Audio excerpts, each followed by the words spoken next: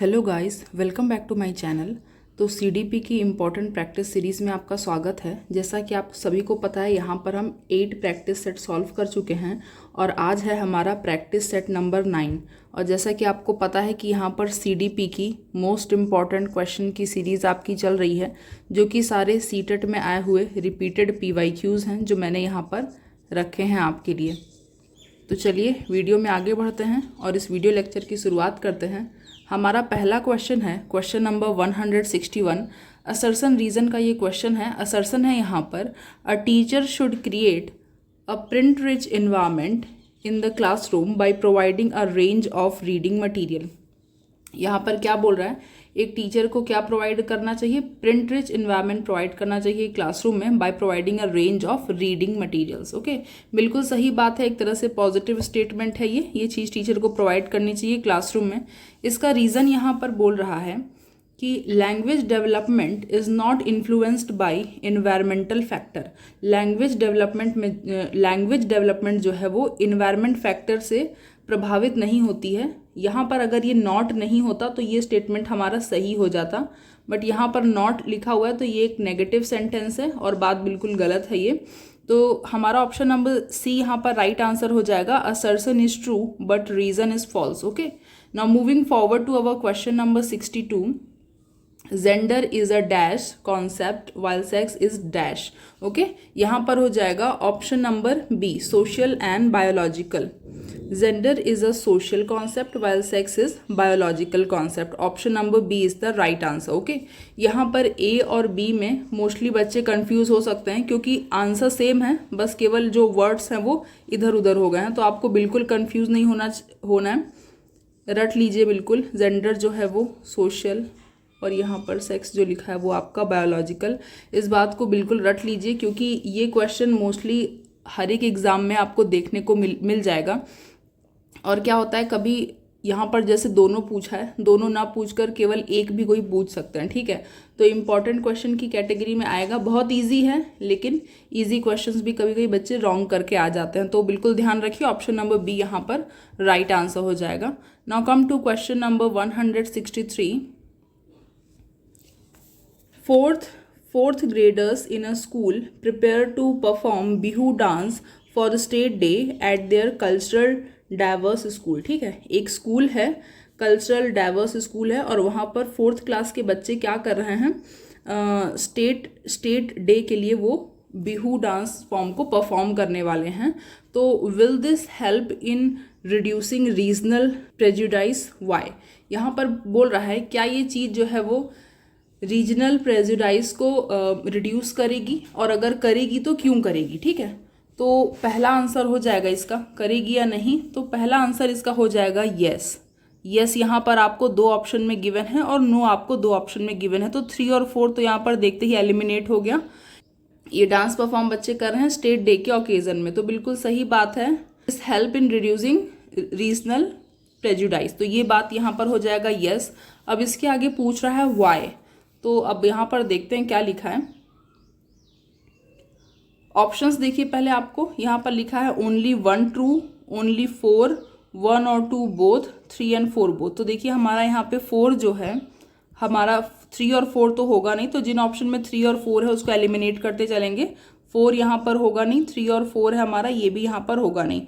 तो या तो ऑप्शन नंबर ए हो सकता है केवल, या फिर 1 एंड 2 बोथ हो सकता है। ओके, तो ऑप्शंस हम रीड कर लेते हैं। Yes, through contact and collaboration with members of other ethnic regional group, सही बात है। सेकंड में क्या बोल रहा है, through enhanced interpersonal understanding and perspective taking, ये भी बिल्कुल सही बात है। तो यहाँ पर दोनों ही सही हो जाएगा। ऑप्शन नंबर सी जो है बोथ ए एंड बी यहाँ पर ट्रू हो जाएगा। Option number C is the correct answer. Now come to question number 164। Socio constructivist approach of learning supports assessment on the basis of, option हो जाएगा यहाँ पर collaborative project work. Option number B है collaborative project work. Question यहाँ पर बोल रहा है socio constructivist approach, socio constructivist approach of learning support assessment on the basis of, किस बेसिस पे होता है, कोलैबोरेटिव प्रोजेक्ट वर्क पे होता है। ठीक है, डोमिनेंटली रिकॉल बेस्ड टेस्ट ये होगा नहीं यहाँ पर। Questions requiring one word answer ये भी यहाँ पर होगा नहीं। स्टैंडर्डाइज्ड टेस्ट ये भी यहाँ पर होगा नहीं। Option number B is the correct one. Now come to question number 165। Which of the following statement is correct in the context of critical thinking. Critical thinking के बारे में 4 में से कौन सा स्टेटमेंट जो है वो सही है। ऑप्शंस रीड करते हैं यहाँ पर। ऑप्शन नंबर ए है critical thinking develop mainly through rote memorization. Question है क्रिटिकल थिंकिंग के बारे में कौन सा स्टेटमेंट सही है, ठीक है। और पहला ऑप्शन बोल रहा है कि क्रिटिकल थिंकिंग कैसे डेवलप होती है, through rote memorization. Rote memorization मतलब होता है रट्टा मारना, मतलब किसी भी चीज़ को रट लेना, ठीक है। तो ये यहाँ पर गलत हो जाएगा। हम समझने पे बिलीव करते हैं, रटने पे बिलीव नहीं करते हैं। ऑप्शन नंबर बी है आपका critical thinking disrupt cognitive development. Disrupt तो होगा नहीं भाई। डिसरप्ट मीन्स होता है टू ब्रेक। डिसरप्ट मीन्स होता है टू ब्रेक। तो यहाँ पर बोल रहा है कि क्रिटिकल थिंकिंग ब्रेक कर रही है किसको, कॉग्निटिव डेवलपमेंट को ब्रेक कर रही है। ये चीज़ भी यहाँ पर गलत हो जाएगी। ऑप्शन नंबर सी है critical thinking is meaningless in the process of learning. Critical thinking जो है वो पूरी तरह से मीनिंगलेस है, मीनिंगलेस है, ठीक है। लर्निंग के प्रोसेस में मीनिंगलेस है बोल रहा है। ये स्टेटमेंट भी गलत हो जाएगा। ऑप्शन नंबर डी हमारा बचा है केवल। ये बोल रहा है कि critical thinking can be promoted by giving reflection time to student. Critical thinking को हम कैसे प्रमोट कर सकते हैं, by giving reflection time to student. Option number D is the right answer. Now come to next question. For successful inclusion of students belonging to disadvantage group it is important to. Okay, तो question का मतलब यहाँ पर समझ लेते हैं। जो बच्चे डिसएडवांटेज ग्रुप से बिलोंग करते हैं उनके सक्सेसफुल इंक्लूजन के लिए, उनके पढ़ाई के लिए, उनके विकास के लिए, उनके सक्सेसफुल इंक्लूजन के लिए क्या चीज़ यहाँ पर इम्पॉर्टेंट है। ऑप्शंस हैं आपके। View diversity as a barrier to learning process. View diversity जो है वो एक तरह से बैरियर हो जाएगा उनके लर्निंग प्रोसेस में, नहीं, गलत बात है ये। फिर यहाँ पर लिखा है teach the students in separate section. ऐसे बच्चों को जो डिसएडवांटेज ग्रुप से बिलोंग करते हैं उनको अलग से पढ़ाना चाहिए, सेपरेट सेक्शन रखने चाहिए उनके लिए। ये बात भी गलत है। Ignore socio cultural context of all student. देखिए हर एक बच्चा क्या है वो अलग अलग ग्रुप से, अलग अलग कल्चर से बिलोंग करता है, ठीक है। डाइवर्सिटी होती है वहाँ पर। तो ये बोल रहा है कि उनके सोशियो कल्चरल कॉन्टेक्स्ट को हमको इग्नोर कर देना चाहिए। ये बात भी गलत है। वी एज अ टीचर हमको ऐसा नहीं करना चाहिए। Now option number D is develop a sense of belonging among student. ये ऑप्शन बिल्कुल यहाँ पर सही हो जाएगा। हमको क्या करना चाहिए, it is important to develop a sense of belonging among all students. Okay, now come to question number 167। Inclusion of children with special needs in a mainstream classroom will require. किस चीज़ की ज़रूरत होगी यहाँ पर, segregation based on ability, more stress on competition among students, capacity building and sensitization, more emphasis on completing the course over learning.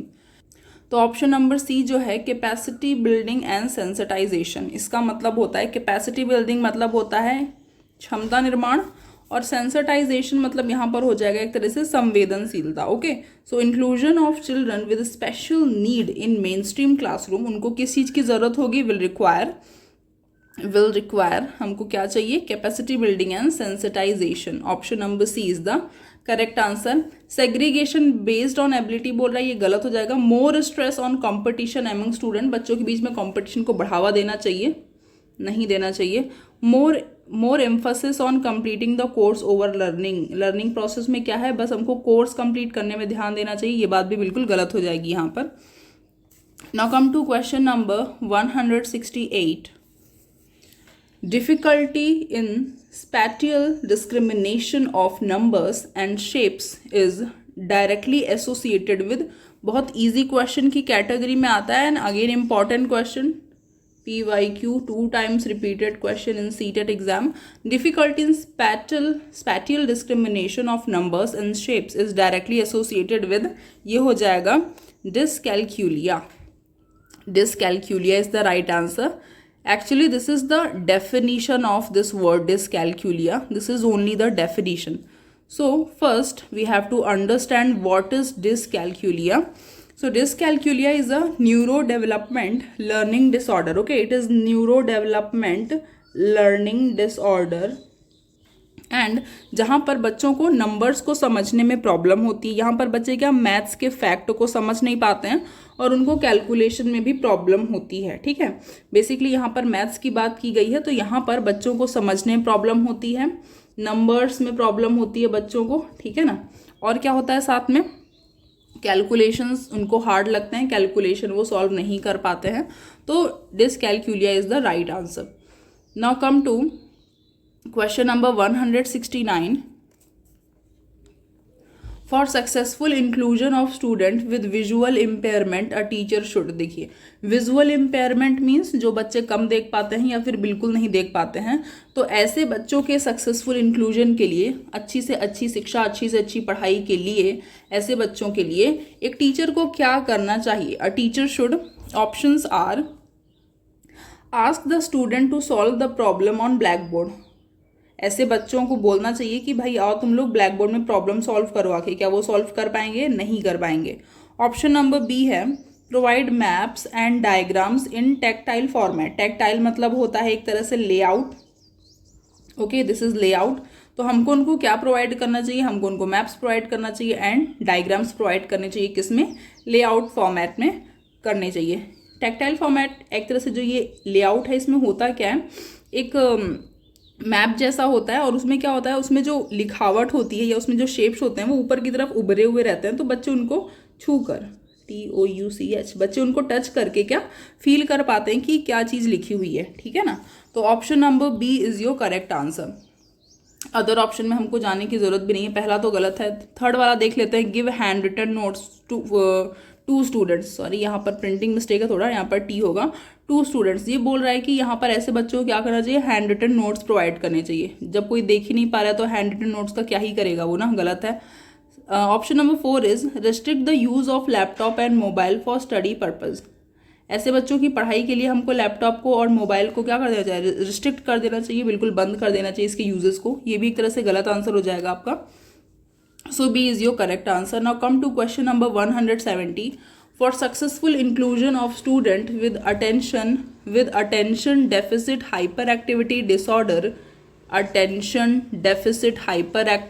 disorder, ADHD, a teacher should, okay, बच्चों के successful inclusion के लिए ऐसे बच्चे जिनमें कि ADHD है, attention deficit hyper activity disorder है जिन बच्चों में, उन बच्चों के सक्सेसफुल इंक्लूजन के लिए एक टीचर को क्या करना चाहिए?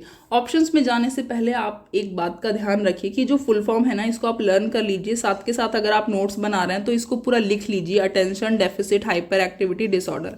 कभी कभी एग्जाम में ये फुल फॉर्म भी डायरेक्टली पूछ ली जाती है, ठीक है, कि what's the full form of ADHD। So again this is important question.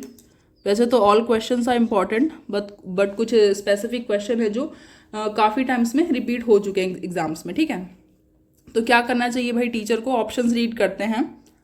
Show long duration movies in class. बच्चों को लंबी लंबी मूवीज दिखानी चाहिए क्लास में, गलत बात है, ऐसा नहीं करते हैं ADHD में। Avoiding giving breakout time while switching from one activity to another. क्या बोल रहा है? Avoid giving breakout time. अच्छा, उनको ब्रेकआउट टाइम हमको नहीं देना चाहिए। जब एक एक्टिविटी से दूसरी एक्टिविटी में बच्चे जाते हैं तो उनको टाइम नहीं देना चाहिए, गलत बात है ये। C नंबर है आपका, give multiple task to perform at the same time. एक ही टाइम में बहुत सारे मल्टीपल टास्क उनको दे देने चाहिए करने के लिए, गलत बात है। D है, break assignments into small manageable chunks. ठीक है, उनके जो असाइनमेंट है उनको स्मॉल और छोटे छोटे भागों में डिवाइड कर देना चाहिए, ओके, ब्रेक कर देना चाहिए। So option number D is your right answer. Now come to question number 171। A teacher should encourage her students to. एक टीचर को अपने बच्चों को इनकरेज करना चाहिए, किस चीज़ के लिए? नाउ कम टू ऑप्शन, किस चीज़ के लिए इनकरेज करना चाहिए?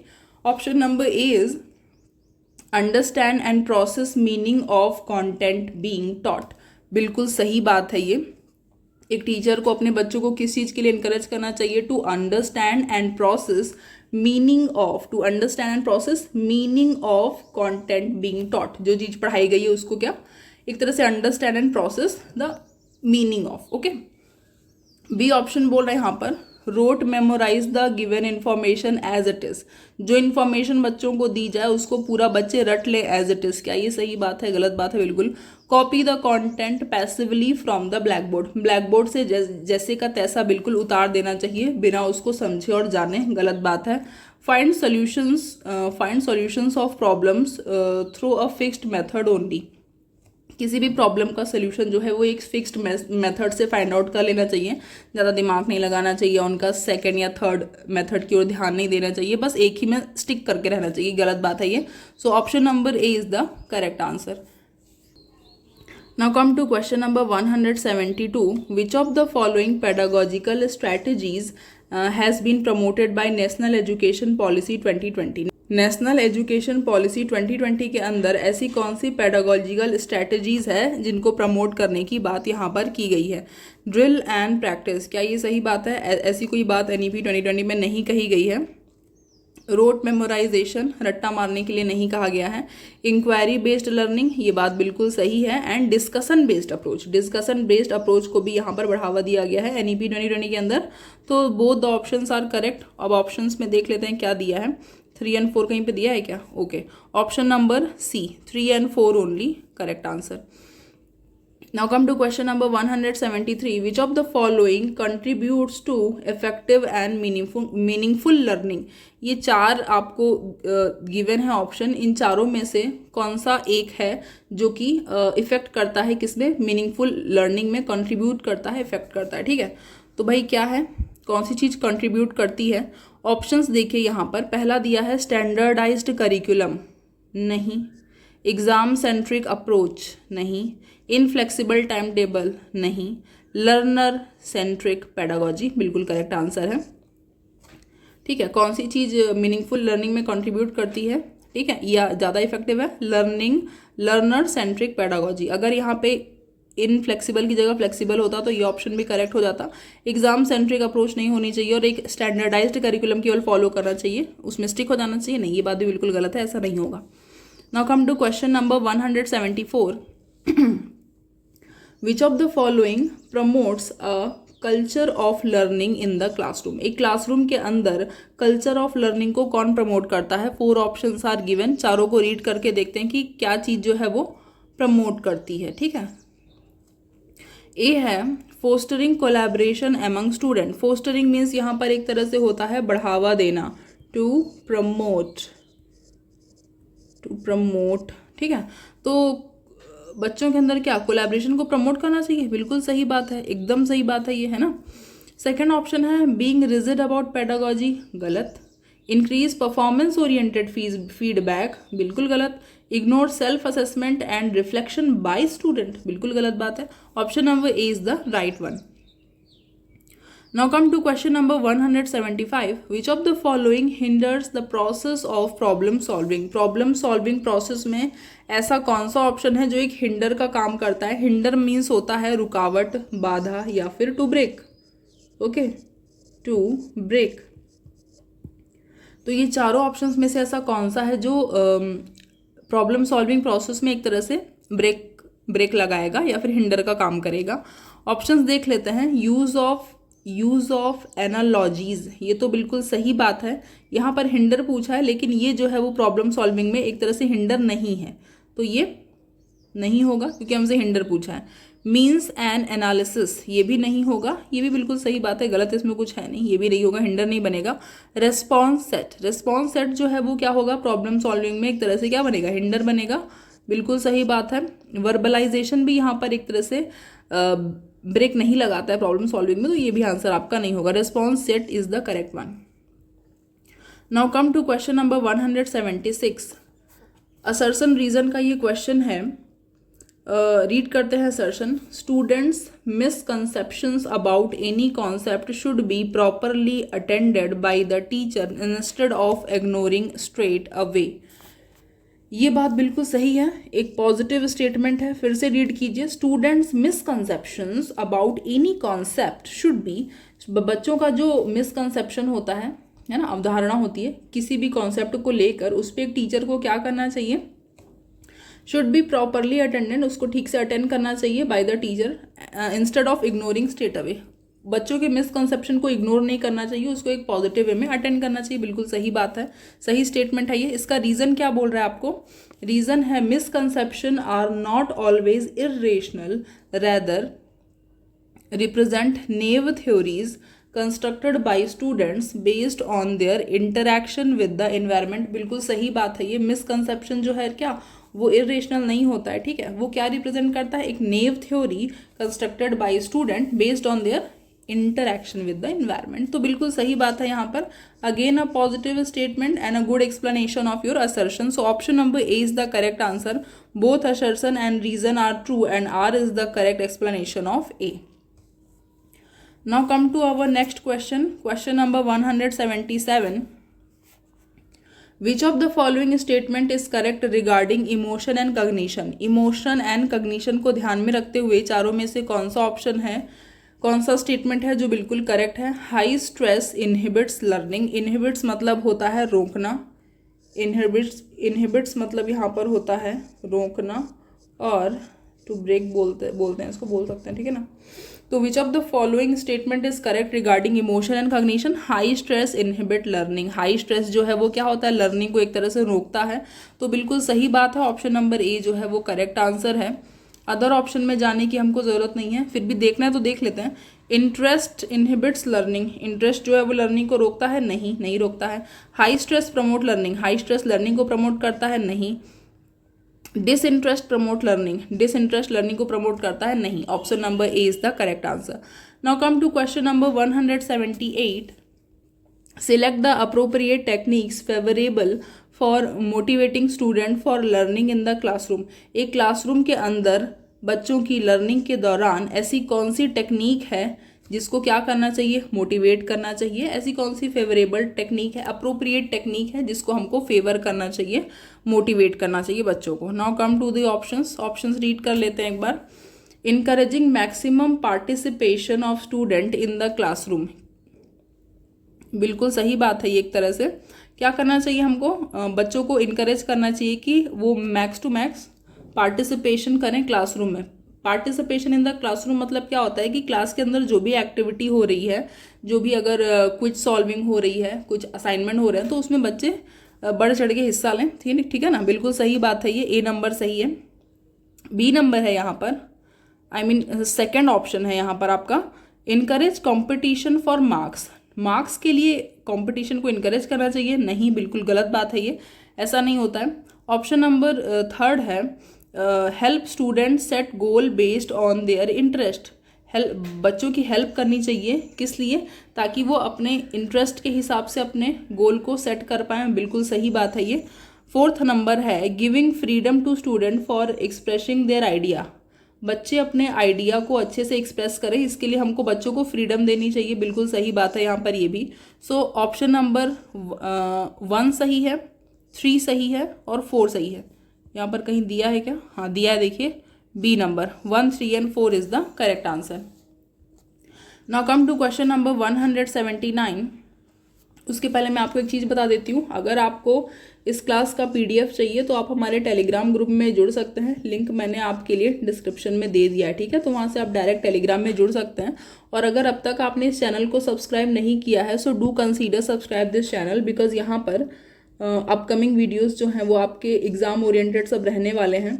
यहाँ पर मैं सीटेट के PYQ सॉल्व करवाने वाली हूँ फ्रॉम 2018 टू 2025। और जैसा कि आपको पता है कि अभी जुलाई में अगेन सीटेट एग्ज़ाम की नोटिफिकेशन आने वाली है, तो जुड़े रहिए चैनल के साथ। और अगर आपको वीडियो इन्फॉर्मेटिव लग रही है, आपके काम का लग रहा है, तो do consider subscribe, okay. Now come to question number 179। Equal access to education is a matter of. Equal access to education is the matter of right, okay. Right to education की बात आपने सुनी है, तो सारे बच्चों को यहाँ पर इक्वल एक्सेस मिलना चाहिए, किसके लिए? एजुकेशन के लिए। तो यहाँ पर राइट टू एजुकेशन की बात कही जा रही है। Option number C is the correct answer. Question number 180 and the last question of this video, to support students for learning teacher should. बच्चों की लर्निंग को सपोर्ट करने के लिए टीचर को क्या करना चाहिए? Promote entity view of ability, ignore student interest, be considerate of individual differences among student, motivate student for performance oriented goal. Option number B is the correct answer. बच्चों की लर्निंग को सपोर्ट करने के लिए टीचर को क्या करना चाहिए? Be considerate of individual difference among student. बच्चों के हर एक इंडिविजुअल के डिफरेंस को कंसीडर करना चाहिए, उसको अंडरस्टैंड करना चाहिए, समझना चाहिए अच्छे से, ठीक है। So option number B is the correct answer. मिलते हैं आपसे नेक्स्ट वीडियो में। क्वेश्चन नंबर 1 से लेके 180 तक हम सॉल्व कर चुके हैं इस प्रैक्टिस सीरीज के दौरान। नेक्स्ट प्रैक्टिस सेट हमारा जो होने वाला है उसमें क्वेश्चन नंबर 181 से 200 तक के क्वेश्चन होंगे।